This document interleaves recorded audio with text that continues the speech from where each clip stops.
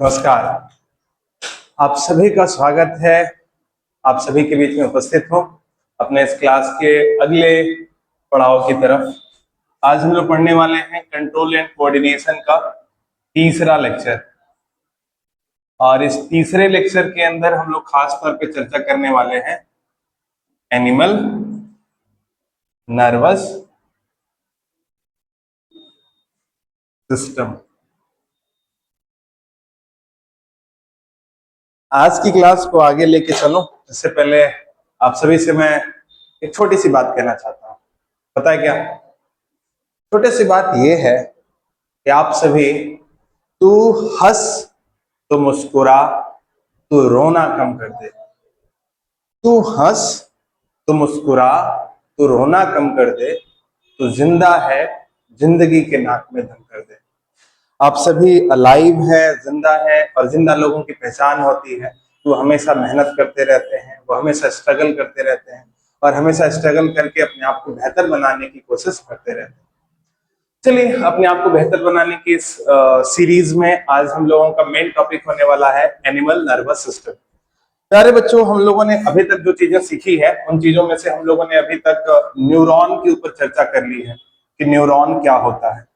हम लोगों ने चर्चा कर लिया है कि न्यूरॉन कैसे फंक्शन करता है, इसके बारे में भी हम लोगों ने चर्चा कर ली है। इसके बाद हम लोगों ने चर्चा की थी कि हमारे नर्व्स कितने टाइप के होते हैं या नर्व क्या होता है, इसके ऊपर भी हम लोगों ने चर्चा करनी थी। हम लोगों ने ये भी देखा था कि नर्व कैसे फंक्शन करता है। इन सभी चीजों के ऊपर ना अप्रोक्सीमेटली हम लोगों ने अपनी अच्छी समझ बना ली है। अब आज का काम है कि हम इन चीजों को जोड़ते हुए नर्वस सिस्टम के ऊपर अपनी चर्चा कंटिन्यू करने वाले हैं। तो प्यारे बच्चों, मुझे उम्मीद है कि आप लोग इन चीजों के ऊपर अपनी प्रैक्टिस बना रहे होंगे कि नर्व क्या है, सेंसरी नर्व क्या है, मोटार नर्व क्या है। मैं आप सभी के लिए ना अभी क्वेश्चन छोड़े जाता हूं। आप लोग फटाफट से अपने घर में जहां पे भी आप मेरी वीडियोस देख रहे हैं वहां पे प्रैक्टिस करेंगे कि what is the function of motor nerve, sensory nerve and relay nerve. Along with आपको ये भी बताना है कि न्यूरोट्रांसमीटर क्या होता है और न्यूरोमस्कुलर जंक्शन क्या होता है। ये दो चीजें आपको कर लेनी है, मतलब आपको बताना है। ठीक है, तो चलिए भैया आगे लेके चलते हैं एनिमल नर्वस सिस्टम के बारे में। देखिए, एनिमल नर्वस सिस्टम क्या होता है इसके ऊपर हम लोग आज चर्चा करने वाले हैं। एनिमल नर्वस सिस्टम, बात ऐसी है ना कि एनिमल नर्वस सिस्टम सभी जानवरों में जो नर्वस सिस्टम या सभी लिविंग बीइंग में जो नर्वस सिस्टम मिलता है। फॉर एग्जांपल आप एक तरीके से कह सकते हो कि मॉस्क्यूटो, फ्लाई, ठीक है, मॉस्क्यूटो ले लो, फ्लाई ले लो, फ्लाई के अलावा तुम प्लांट्स ले लो। इन सभी के अंदर ना जो नर्वस सिस्टम होता है, उन सभी नर्वस सिस्टम के अंदर जो सबसे बेस्ट क्वालिटी की नर्वस सिस्टम मिलती है ना, वो एनिमल्स के अंदर मिलती है। समझ में आ रही है बात ना? अब अगर हम डेफिनेशन की फॉर्म में पूछें कि एनिमल नर्वस सिस्टम क्या होता है, तो आप एक लाइन में बता सकते हो कि एनिमल नर्वस सिस्टम ऐसा सेट ऑफ न्यूरॉन होता है, यानी न्यूरॉन्स का एक ऐसा सेटअप होता है, एक ऐसा सेट, एक ऐसा कम्युनिकेशन नेटवर्क होता है जो हमारी पूरी बॉडी के फंक्शन को कंट्रोल करता है, फंक्शन करता है और उसके हिसाब से ऑपरेट करता है। यानी एनिमल नर्वस सिस्टम न्यूरॉन से बना हुआ, न्यूरॉन से जुड़ा हुआ एक ऐसा सेट होता है जो हमारी बॉडी के फंक्शन, जो हमारी बॉडी की एक्टिविटी, जो हमारी बॉडी का कम्युनिकेशन, इन सभी चीजों को जो कंट्रोल करता है, उस सेट ऑफ न्यूरॉन को एनिमल नर्वस सिस्टम कहते हैं। मेरी बात समझ में आ रही है क्या?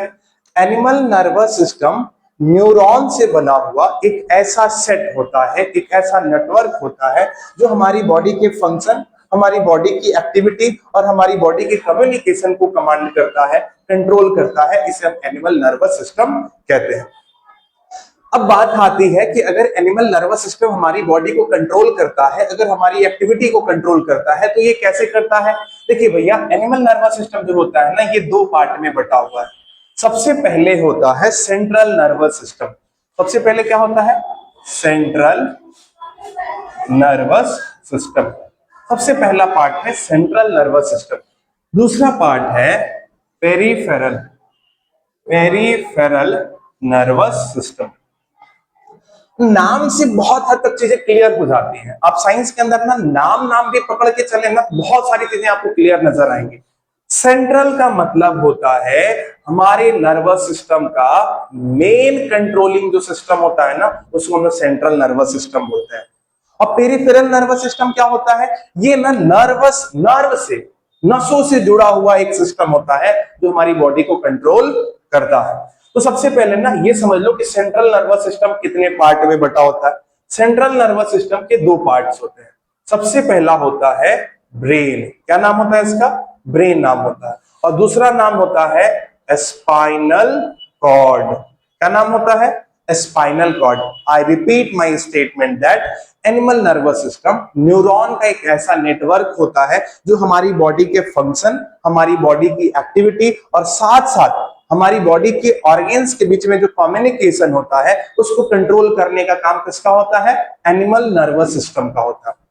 अब एनिमल नर्वस सिस्टम की आप फंक्शन तो समझ गए, टाइप समझ लीजिए। एनिमल नर्वस सिस्टम के दो टाइप होते हैं। पहला होता है सेंट्रल नर्वस सिस्टम, दूसरा होता है peripheral nervous system. Central nervous system हमारी पूरी बॉडी का ना जो कंट्रोलिंग सिस्टम होता है, उसका बॉस होता है, उसका मालिक होता है। वो पूरी तरह से जैसा चाहे वैसे कंट्रोल कर सकता है।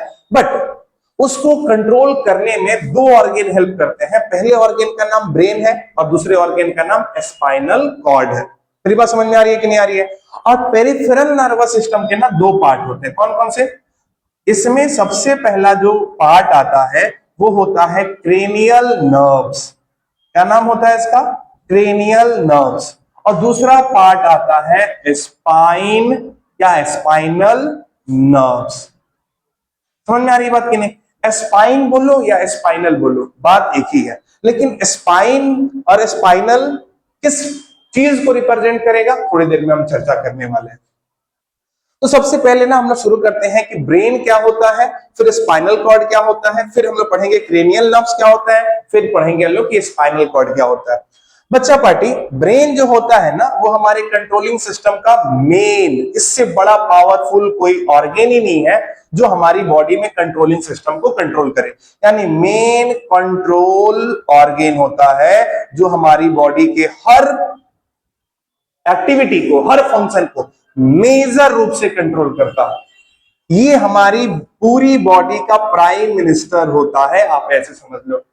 समझ में आ रही है बात कि नहीं? अब मैं ना आप लोगों को ये बता देता हूं कि हमारी बॉडी में ब्रेन का क्या फंक्शन होता है। मैं पेरिफेरल को पहले मिटा देता हूं, ठीक है ना? उसके बाद आपको कुछ चीजें समझाता हूं।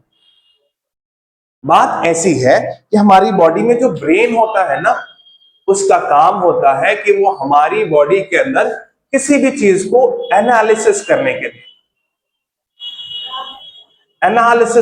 लिए, किसी भी चीज को थिंक करने के लिए, किसी चीज को मेमोराइज करने के लिए, किसी चीज को मेमोराइज करने के लिए, किसी चीज को रीजनिंग करने के लिए, किसी चीज की रीजनिंग, रीजनिंग का मतलब होता है ना पैटर्न समझना, understanding the pattern, understanding the pattern. इसका मतलब क्या होता है? इसका मतलब ये होता है कि मान के चलिए हम किसी रूम में बैठे हुए हैं, ठीक है, और हम किसी का वेट कर रहे हैं, somebody, मैं किसी का इंतजार कर रहा हूं। अब आफ्टर सम टाइम वो मैं जिसका इंतजार कर रहा हूं वो आदमी मेरे रूम में एंटर करता है। तो मैं उसके लिए ऑलरेडी मैं अपने आप मेंटली अपने आप को प्रिपेयर करके रखा हूं कि वो आदमी आएगा, मैं उसे हैंडशेक करूंगा, उसे बैठने को ऑफर करूंगा, उसके लिए ये सारी चीजें मैंने प्लान करके रखी है। सोचो क्या हो जब मुझे मेरा कोई दोस्त अचानक से सरप्राइज दे, क्या मैं उसके लिए मेंटली प्रिपेयर्ड रहूंगा? क्या नहीं प्रिपेयर्ड रहूंगा। इस चीज से हमारी बॉडी को कम्युनिकेट कराने और हमारी बॉडी को प्रिपेयर करने की काम भी हमारा ब्रेन का ही होता है। अचानक से मैं किसी कमरे में बैठा हूं और पंखा टूट के गिर जाए, क्या मैं इसके लिए तैयार हूं? क्या बिल्कुल तैयार नहीं। और इस चीज की तैयारी भी हमारा ब्रेन करता है। अच्छा एक चीज और समझिएगा, कई बार हम चीजों के लिए तैयार होते हैं, जैसे अभी हमें पता है कि इस रूम में लाइट है, पंखे हैं, सब कुछ अवेलेबल है और मुझे भूख लग रही है, तो मेरा दिमाग धीरे धीरे मेरे को तैयार कर रहा है कि आपको खाना चाहिए, आपको कुछ पीने की जरूरत है, तो मैं पीने की तैयारी करता हूँ। ये जो हमारा ब्रेन तैयार करता है ना वो रीजनिंग कहलाता है। समझ में आ रही बात ना? मेमोराइजिंग का मतलब होता है कि जब हम किसी चीज को पढ़ते हैं, समझते हैं तो उसे याद करते हैं। जब हमारे साथ कोई इवेंट होता है, कोई घटना होती है, कोई एक्सीडेंट होता है, तो हम उससे हमेशा हमेशा के लिए उस इवेंट को याद कर लेते हैं। वो हमारी बॉडी में जाके कहाँ याद होता है? हमारे मेमोरी में याद होता है। समझ में आ रही है बात कि नहीं? जब हम कोई एक्शन करने वाले होते हैं, कोई चीज करने वाले होते हैं, कोई प्रॉब्लम हमारे सामने खड़ी होती है, तो उसके बारे में सोचना, उसके सॉल्यूशंस निकालना, उसके बारे में उसके आउटकम्स निकालना, ये काम भी किसका होता है? ब्रेन का होता है।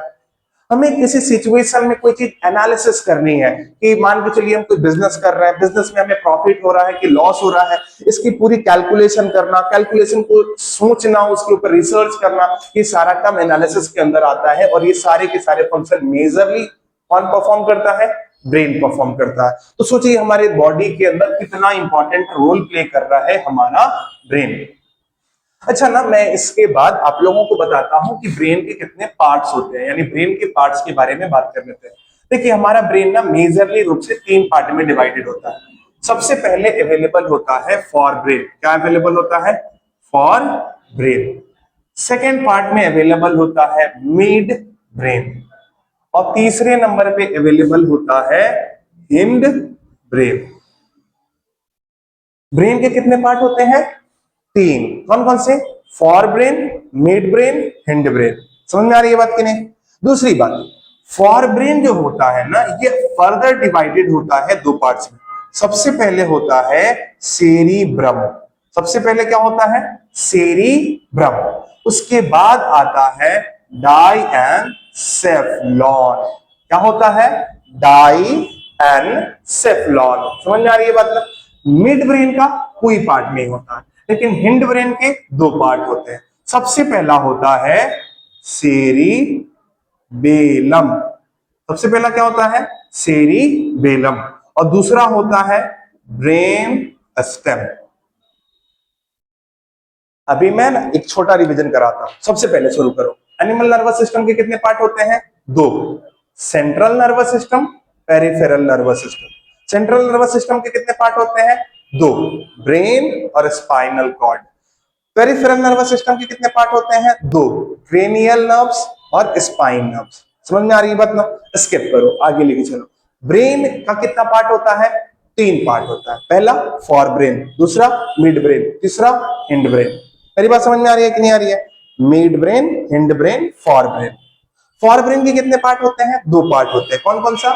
सेरिब्रम, दूसरा होता है डाइएन्सेफलॉन। मिड ब्रेन का कोई पार्ट होता है क्या? बिल्कुल नहीं होता है। तीसरी चीज, हिंड ब्रेन के कितने पार्ट होते हैं? 2। पहला कौन सा होता है? सेरिबेलम, दूसरा होता है ब्रेन स्टेम। अच्छा, इसके इसके ना फर्दर भी पार्ट होते हैं। जैसे डाइएन्सेफलॉन को फर्दर हम डिवाइड करते हैं 2 हिस्सों में। पहला होता है थाइमस।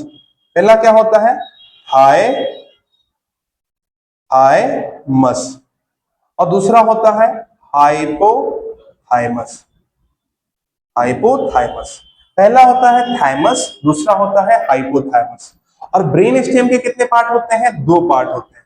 पहला होता है पॉन्स। पहला क्या होता है? पॉन्स। और दूसरा क्या होता है? मेड्यूला। दूसरा क्या होता है? मेड्यूला। मेरे बच्चों, मेरे प्यारे बच्चों, आप लोगों को ये क्लासिफिकेशन को ना एज सेम एज जैसा मैंने बनाया है, ऐसे के ऐसे अपनी कॉपी में नोट कर लेना चाहिए, क्योंकि इससे याद करने में आपको बहुत सावधानी, सहूलियत और आसानी होगी। आप इसे आराम से याद भी कर पाएंगे। मैंने ना ब्रेन का काम बता दिया। मैं वापस से लिख देता हूं कि ब्रेन हमारी चीज को एनालिसिस करता है। एनालिसिस करता है। ब्रेन हमारी किसी भी चीज को थिंक करने का काम करता है। ब्रेन किसी चीज को रिमेंबर करने का काम करता है। ब्रेन किसी चीज को रीजनिंग करने का, पैटर्न समझने का, यानी अंडरस्टैंड द पैटर्न, यानी किसी चीज के पैटर्न को समझता है। इसके अलावा ये हमारी बॉडी के ऊपर बैलेंस बना के काम करता है, बैलेंस क्रिएट करता है। इसके अलावा ये हमारी बॉडी के ऑर्गेन का फंक्शन कंट्रोल करता है। मतलब मैं यहां लिख सकता हूं ऑर्गेन फंक्शन कंट्रोल करता है। ठीक है, ये सारे काम ब्रेन के होते हैं। लेकिन ना अब इंडिविजुअली सबके बारे में पढ़ते हैं। तो ये जो फॉर ब्रेन होता है ना, ये हमारे ब्रेन का सबसे बड़ा पोर्शन होता है। सबसे बड़ा पोर्शन होता है। अगर हम अपने ब्रेन को 4 टुकड़े में बांट देना, 4 टुकड़े में से 3 टुकड़ा जो होगा वो अकेले फोर ब्रेन के रूप में कंसिडर होगा। अब ना मैं इसके पार्ट्स, सबसे इंपॉर्टेंट चीजों के बारे में कुछ एक्सप्लेनेशन दे देता हूं। सबसे पहली चीज जो अभी हम लोग सीखने वाले हैं वो ये है कि फॉरब्रेन का ये जो सबसे इंपॉर्टेंट पार्ट है ना, सेरिब्रम, इसका क्या फंक्शन होता है। देखो, सेरिब्रम जो होता है ना, वो सेंटर ऑफ इंटेलिजेंस होता है। सबसे पहली बात क्या होता है कि हमारा फॉरब्रेन, अच्छा इसका लोकेशन समझ लेते हैं। लोकेशन क्या है, अगर ये हमारी ब्रेन है तो इस ब्रेन में यहां से लेकर के पीछे के हिस्से तक, मैंने हाथ रखा यहां तक, इस एरिया को हम लोग फॉरब्रेन बोलते हैं। आगे ललाट, ऊपर वाला एरिया, उसके ऊपर वाला एरिया, बैक एरिया छोड़ करके इससे पहले जितने भी पार्ट होते हैं वो सारे के सारे क्या होते हैं, फॉर ब्रेन होते हैं। और फॉर ब्रेन में स्पेशली क्या होते हैं, सेरिब्रम होता है। सेरिब्रम बेसिकली ये जो स्ट्रक्चर आप देख रहे हो, इस सेरिब्रम का काम होता है कि हमारी इंटेलिजेंस, हमारी बुद्धिमत्ता को सेंट्रलाइज करके रखता है। यानी सारा सेंटर हमारी बुद्धिमानी का, हमारे विजडम का कहां होता है, यहीं पे होता है। समझ में आ रही है बात ना। दूसरा, ये ना हमारी राइटिंग और ड्राइंग, इन चीजों के ऊपर भी कमांड रखता है। हम बहुत सुंदर लिखते हैं, हमारी राइटिंग बहुत अच्छी होती है, हमारा ड्राइंग बहुत अच्छा होता है, उसमें भी किसका रोल होता है, इसका ही रोल होता है। हम किसी चीज को थिंक करते हैं, सोचते हैं, थिंकिंग का काम भी किसका होता है, सेरिब्रम का होता है। मतलब मैं ना एक बहुत अच्छा जोक बोलता हूं अपनी क्लासेस के अंदर कि जिन जिन चीजों से आपको भ्रम हो सकता है, उन भ्रम से बचाने के लिए सेरिब्रम होता है। भ्रम गया तेल लेने by the help of cerebrum. बहुत सारे लोग बहुत गंदा लिखते हैं, लिखने से भ्रम हो जाता है। लिखावट कौन कंट्रोल करता है, सेरिब्रम। ड्राइंग बहुत गंदी लोग, कुछ लोग बना देते हैं, मैं खुद को इंक्लूड कर लेता हूं। तो सेरिब्रम जो होता है ना, उसकी कंट्रोलिंग पावर जो होती है वो ड्राइंग पे भी होती है। सोचने का, बहुत लोग उल्टा पल्टा सोच के भ्रम पैदा कर देते हैं, उसके ऊपर भी कंट्रोल किसका होता है, इसी का होता है। समझ में आ रही बात ना। थिंकिंग करना, राइटिंग एंड ड्राइंग करना, इंटेलिजेंस का काम करना, इंटेलिजेंस एंड विजडम लिख सकता हो कि विजडम का काम जो होता है वो भी इसी का होता है। एनालिसिस करने का, एनालिसिस का काम जो होता है इसी का होता है। रीजनिंग समझने का काम भी इसी का होता है। पैटर्न समझने का काम भी इसी का होता है। यानी हमारी बॉडी में इसके अलावा बहुत सारे वॉलेंट्री एक्शन होते हैं। वॉलेंट्री एक्शन होते हैं, जो एक्शन हम जानबूझ के करते हैं। अपने हाथ को हिलाना, अपने पैर को हिलाना, सर घुमाना, किसी को देखना, देख के इंफॉर्मेशन चीजें हम लोग देखना, एंजॉय करना, ये वॉलेंट्री एक्शन। अच्छा, आप लोगों को मैं बता दूं कि दो तरह के एक्शन होते हैं, एक वॉलेंट्री होता है और एक इनवॉलेंट्री होता है। इनवॉलेंट्री जिसके ऊपर हमारा कोई कंट्रोल नहीं है, वो हमारी बॉडी अपने मन से ऑटोनोमेटिकली फॉलो कर रही है या परफॉर्म कर रही है, उससे हम लोग बोलते हैं इनवॉलेंट्री फंक्शन। लेकिन वॉलेंट्री फंक्शन उस फंक्शन को बोलते हैं जो बेसिकली हमारा बॉडी जानबूझ के, अपने विल से, अपने सोच के थ्रू करता है, उसे हम वॉलेंट्री एक्शन कहते हैं। मेरी बात समझ में आ रही है कि नहीं आ रही है। तो ये सारा फंक्शन किसका होता है, सेरिब्रम का होता है। किसका होता है, सेरिब्रम का होता है। अच्छा, डाइएन्सेफेलॉन के बारे में मैं बता देता हूं कि डाइएन्सेफेलॉन जो होता है ना, ये बेसिकली हमारी बॉडी में ना एक तरह से कह सकते हो कि सेंसरी नर्व और मोटर नर्व, इन दोनों का जो कमांड होता है ना, वो कंट्रोल करता है डाइएन्सेफेलॉन। डाइएन्सेफेलॉन का काम होता है कि हमारी बॉडी में जो नर्व्स होती है, उन नर्व्स को कंट्रोल करे, उनके फंक्शन का रेगुलेशन जो है वो डाइएन्सेफेलॉन करता है। और जैसा सेंसरी नर्व इंफॉर्मेशन लेके आती है और उनको जैसा इंस्ट्रक्शन देना होता है, वो इंस्ट्रक्शन मोटर नर्व से भेजना होता है, उस पे कंट्रोल किसका होता है, डाइएन्सेफेलॉन का होता है। मेरे प्यारे बच्चों, यहाँ पे जो थैमस मैंने लिखा है ना, इस थैमस को हम लोग अलग से हार्मोन चैप्टर में पढ़ने वाले हैं, इसलिए ना मैं इसकी चर्चा यहाँ पे नहीं कर रहा हूं। लेकिन हाइपोथैमस के बारे में मैं बता देता हूं। हाइपोथैमस का काम होता है कि ये हमारी बॉडी में हंगर को कंट्रोल करता है, ये हमारी बॉडी में थ्रस्ट को कंट्रोल करता है, यानी प्यास को और भूख को। यानी भूख और प्यास किसकी वजह से लगती है, हाइपोथैमस की वजह से लगती है। किसकी वजह से लगती है, हाइपोथैमस की वजह से लगती है। तो यहां पे आपने दो चीजें नोट की, डाइएन्सेफेलॉन सेंसरी नर्व और मोटर नर्व को कंट्रोल करता है।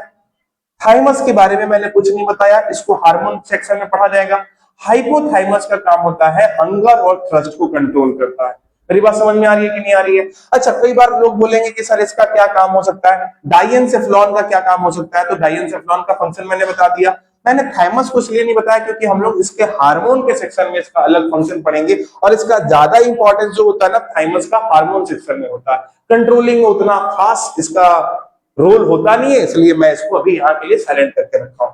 सेरिबेलम के बारे में बात कर लेते हैं। देखो सेरिबेलम जो होता है ना वो पार्ट होता है जो हमारी बॉडी के ऊपर बैलेंस बना के रखता है। बैलेंस बना के रखता है यानी हम जब चलते हैं, वॉक करते हैं, कोई एक्टिविटी करते हैं तो हमारी बॉडी जो एक प्रॉपर पोस्चर में बिहेव करती है, एक पोस्चर के अंदर काम करती है, उस पोस्चर को मेंटेन करने का काम किसका होता है? सेरिबेलम का होता है। मेरी बात समझ में आ रही है कि नहीं आ रही है? एक और चीज समझिए, बैलेंस तो बनाता ही है, ये साथ में ना हम लोगों के पोस्चर को भी मेंटेन करता है। ये हमारे पोस्चर को मेंटेन करने का साथ में प्रेजिस्टेंस का काम भी करता है। प्रेजिस्टेंस का मतलब क्या होता है? देखिए प्रेजिस्टेंस का मतलब होता है, मान के चलिए कि ना ये मार्कर मैंने ना कहीं पे रखा हुआ है, ये मार्कर मैंने किसी जगह पे किसी सरफेस पे रखा हुआ है। अब मैं जब इसे पकड़ता हूं तो क्या पकड़ते वक्त मेरे बॉडी में कोई मूवमेंट, वाइब्रेशन या किसी तरह का डिस्टरबेंस हुआ? क्या नहीं हुआ। लेकिन जब आप देखेंगे कि बहुत सारे बूढ़े लोग जिनकी उम्र बहुत ज्यादा हो रखी है, अगर वो किसी चीज को पकड़ते हैं या कंट्रोल करने की कोशिश करते हैं तो उनकी बॉडी पे बहुत अच्छा कमांड नहीं रहता है, बल्कि बॉडी कांपते रहती है, वाइब्रेशन होता रहता है बॉडी में। ऐसी चीजों को प्रेजिस्टेंस बोलते हैं। हमारी बॉडी के ऊपर प्रेजिस्टेंस का काम, बैलेंस बनाने का काम, पोस्चर मेंटेन करने का काम किसका होता है? सेरिबेलम का। मैं कई बार तो ये जोक क्लासेस में मारता हूं कि ऐसा कौन कौन सा काम है जो मम्मी के बेलन से सही हो जाता है। बहुत सारे बच्चे ना पढ़ने टाइम सो रहे होते हैं, फैले हुए रहते हैं बिछावन पे, बेड पे सही से नहीं बैठे होते हैं, जैसे ही मम्मी का बेलन दिखते हैं वो सीधे लिमिट में आ जाते हैं, वो सीधे काम करने लगते हैं, मतलब सीधे प्रॉपर हो जाते हैं एकदम, मतलब डर हो जाता है उनके अंदर। जो काम बेलन देख के हो जाए, पोस्चर, बैलेंस, रेजिस्टेंस, इसको सेरिबेलम बोलते हैं। इस फंक्शन कौन कंट्रोल करता है? सेरिबेलम कंट्रोल करता है। अच्छा ब्रेन स्टेम, अच्छा सेरिबेलम के बारे में एक और बात कि सेरिबेलम का मतलब होता है स्मॉल ब्रेन या लिटिल ब्रेन। इसको लिटिल ब्रेन भी कहते हैं और स्मॉल ब्रेन भी कहते हैं। आपकी बॉडी में ये जो पीछे वाला पोर्शन है ना, इसको ही सेरिबेलम या लिटिल ब्रेन कहते हैं। गूभी जैसा दिखाई पड़ता है। अच्छा अगला बात पढ़ लेते हैं कि पॉन्स का फंक्शन क्या होता है। देखिए पॉन्स का फंक्शन कुछ ऐसा होता है कि पॉन्स हमारी बॉडी में सबसे पहला काम करता है, ब्रीदिंग कंट्रोल करता है या ब्रीदिंग रेट मेंटेन करने का काम करता है। किसको मेंटेन करता है? ब्रीदिंग। हम 1 मिनट में कितना बार सांस ले रहे हैं और सांस छोड़ रहे हैं, इसका कंट्रोल किसके पास होगा? पॉन्स के पास होगा। अच्छा पॉन्स एक और काम करता है, स्लीप साइकिल को मेंटेन करता है। किसको मेंटेन करता है? स्लीप साइकिल को, यानी सोने का जो काम है, या हम कब कितने देर बाद सोएंगे, या एक बार सो लिए तो दोबारा कितने देर बाद सोने वाले हैं, ये चीज मेंटेन करने का काम किसका होता है? पॉन्स का होता है। और पॉन्स के बाद आता है मेडुला।